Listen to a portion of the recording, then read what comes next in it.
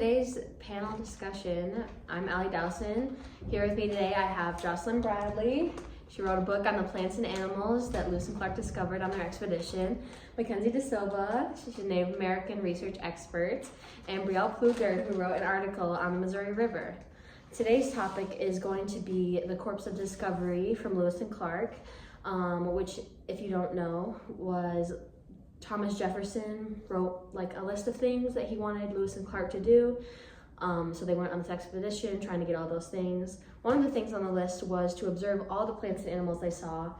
Jocelyn, they discovered over 120 different types of animals. Which one would you say is the most influential to them? Well, out of those 120, I'd say the prairie dog. It was one of the first animals they came across during this whole expedition.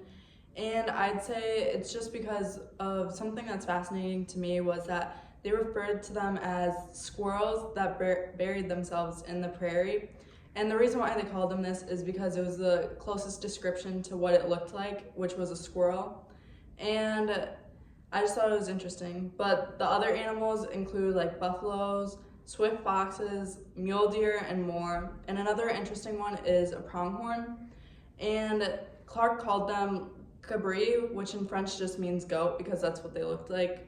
And Clark noted that its brains were at the back of its skull and the nostrils were large, which again is something kind of similar to a goat. And Clark concluded as quotes, "More like the antelope or gazelle of Africa than any other species of goat." And yeah, and then that's basically what I think is the most influential animal. That's really interesting. I didn't know animals could have brains at the back of their skull. I thought it was kind of like in the center. So maybe that's just what that was saying. Another question for you. They saw over 175 different species of plants. What are some of those that you found in researching that really stood out to you? Well, they had things like monkey flowers, Mimulus louisis, and blue flax or cotton trees. And sunflowers, you'd think that it would already been found and everything, but that was one thing that was discovered around like late October 1804. Something interesting about the cotton trees too is that they provided the food sometimes, like berries and everything. And also on top of that, that was something influential also because that they stayed in a whole forest surrounded by these trees. So they were very familiar with them. Very cool. Mackenzie, so one of the things that Jefferson thought was most important was that Lewis and Clark become acquainted with and learn everything they could about the Native Americans. And they encountered over 50 different tribes, like the Blackfeet, the Shoshone, all different kinds. What were their interactions like with the Native Americans? Well, most of their interactions were very friendly and beneficial for both parties. They would trade with each other to get whatever they needed, and new supplies. They also got horses to help them on their journey, and the Native Americans helped take care of them when they needed it. They created bonds with the tribes and people they met who helped them navigate the West. And their first encounter with a Native American was a Shoshone warrior on August 11th, 1805. Some other tribes they met were in the Rocky Mountains, the Blackfeet, Flathead, Shoshone, Nez Perce, Spokane, and near the Columbian River mouth, they met the Clatsop, Tillamook, and Chinook Indians. Most of these tribes were already friendly with France, Spain, and England before the United States became a country, but most of them were not well known. They were supposed to learn from all the tribes they met, and different economic stuff. So we talked a lot about Lewis and Clark already so far, that they went on this journey.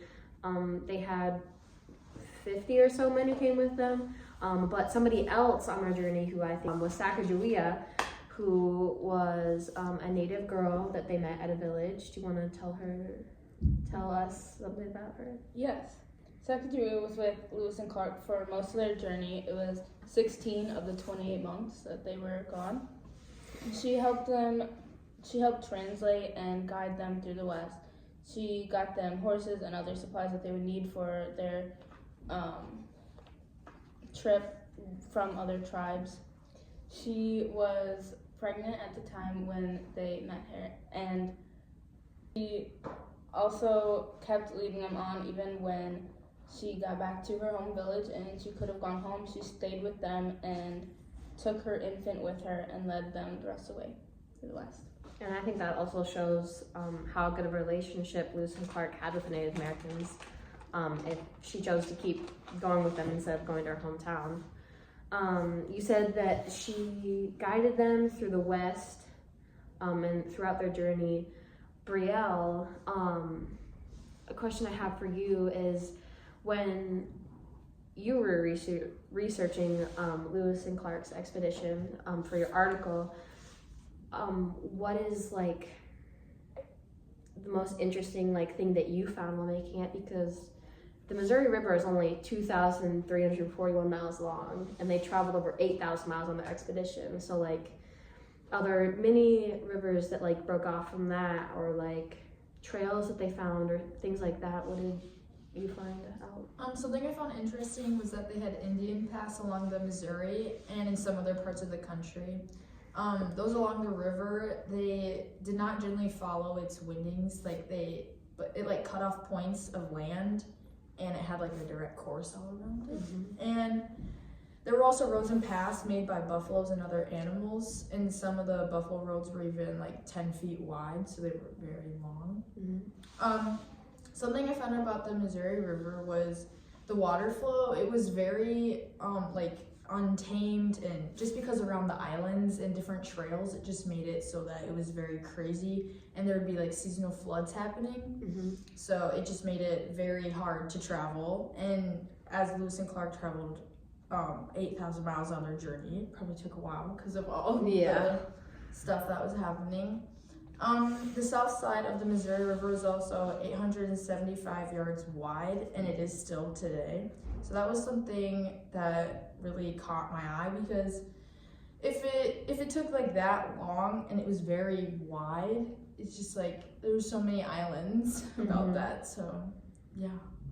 Awesome. And of those trails and all the things you just mentioned, what is that looking like today? Do they still have the trails? Is there houses there or highways there? Or?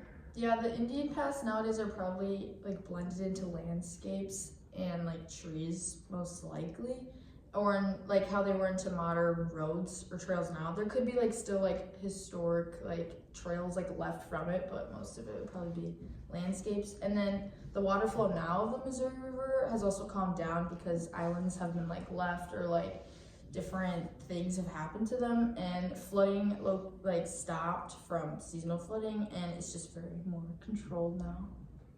Interesting. One more question for everybody before we close up today. One thing that is debated a lot is if Lewis and Clark were successful with their journey. Some people say that there's things that they missed that makes them, they don't think it was really a success, and there's others who are they did all these things. What do you guys think? Jocelyn, what do you think they were successful? Well, I would say there's two different stories to it, and one of them, I believe that yes, it was successful, but on the other hand, they didn't necessarily meet their goal of, you could say in one place that they did find out if there was a Northwest Passage or what, and they didn't find that. And that's the one thing they actually thought was possibly there, and that was one thing I would say that was a yes and a no. They did all the things off their list, but they did not find a Northwest Passage. Mm-hmm. And that was one of the main things that they were looking for, but you can't find what's not there. Mackenzie, what's your stance on this? I think that it was very successful because Jefferson instructed them to do all these other things too, befriend the Native Americans, learn from them, and just figure out a bunch of different things about what they were exploring. So yes, it was successful. Okay. So after all your findings and your researching, do you feel the Lewis and Clark expedition was a success? I do think that it was a success because they did find different islands, which is like still islands today and people go to now. So I think it was very influential to other people, and just like naming the islands, like finding how large and wide they are, and learning like longitude and latitude was very important. That was like a big thing on the list from Jefferson too. Well, that's gonna be it for us today. See you next time.